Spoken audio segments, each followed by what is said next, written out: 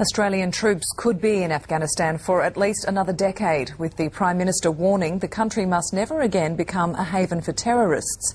Ms Gillard was opening a landmark parliamentary debate on the war, the first since our soldiers were sent there 9 years ago.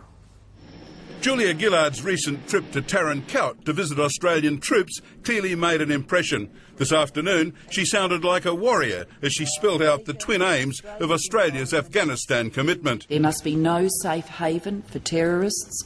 We must stand firmly by our ally, the United States. Tony Abbott, also just back from Afghanistan, set out a broader mission for the 1,550 Australian troops. By resisting those who would impose on all a particular version of Islam, our soldiers are asserting the universal right to a society where women are not discriminated against.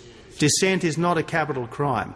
Those hoping for an early withdrawal may have taken heart when the Prime Minister told Parliament Australia's immediate role, training Afghan troops and police in Uruzgan province, would end within 4 years, possibly even 2. But then, a reality check.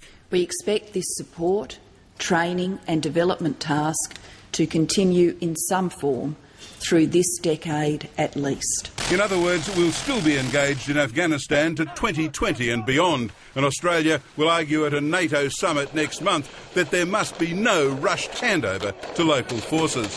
For transition to occur in an area, the ability of Afghan forces to take the lead in security must be irreversible. We must not transition out only to transition back in.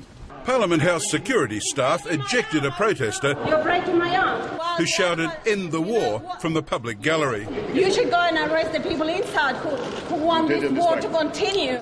It seems extraordinary that a military commitment that's lasted 9 years already, cost the lives of 21 Australian troops and left 152 wounded, has never been debated in Parliament.